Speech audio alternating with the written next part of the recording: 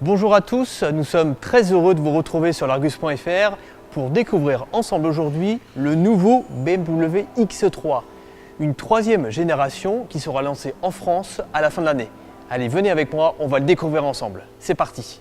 Alors sur le plan du style, le X3 s'affirme pour mieux ressembler à son grand frère le X5 avec ses nouvelles optiques, ce nouveau bouclier, mais surtout ce qui le distingue du modèle précédent, c'est ses calandres. Regardez la taille des naseaux, elles sont nettement plus grandes que sur l'ancien modèle. Ce nouveau X3 repose sur la même plateforme que les nouvelles séries 5 et série 7. Il mesure 4,70 m. C'est 5 cm de plus que l'ancien X3. Ces 5 cm ont été gagnés au niveau de l'empattement. Et s'il est plus long, il est par contre plus léger. BMW annonce un poids en baisse d'une cinquantaine de kilos par rapport à l'ancien modèle. L'arrière du nouveau X3 se démarque surtout par ces nouveaux feux arrière qui présentent une nouvelle signature lumineuse à effet 3D. Sur toutes les versions du nouveau X3, le haillon est électrique. Cela permet de découvrir le coffre qui offre un volume quand même assez généreux et quelques aspects pratiques comme par exemple ce petit rangement qui permet de mettre des affaires de valeur.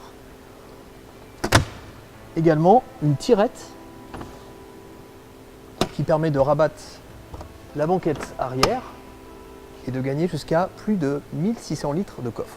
Bienvenue à bord de ce nouveau X3. Par rapport à l'ancien modèle, le saut technologique est assez important. Vous remarquerez par exemple ce poste d'instrumentation entièrement numérique ou encore un écran tactile de 10,5 pouces. Bon, bien sûr, ça sera réservé aux finitions les plus luxueuses, mais ça a quand même le mérite d'exister. Et comme sur la série 5, la nouvelle série 5, nous avons de nombreux équipements technologiques, comme un affichage tête haute, des radars qui permettent d'éviter la collision, ou encore qui détectent les angles morts, les obstacles dans les angles morts, mais aussi plusieurs gadgets, comme par exemple la commande gestuelle sur le système multimédia qui permet de baisser ou de monter le volume de la radio, ou encore cette clé dite intelligente qui permet d'activer la climatisation à distance ou encore de connaître l'autonomie restante dans le véhicule. À l'arrière, la place ne manque pas grâce à l'empattement allongé qui a vraiment profité à l'espace aux jambes, aux genoux. En plus, on est plutôt bien installé car la banquette a été légèrement surélevée par rapport à l'ancien X3. Et après, on a vraiment tous les systèmes de confort, une ventilation avec climatisation, des sièges chauffants.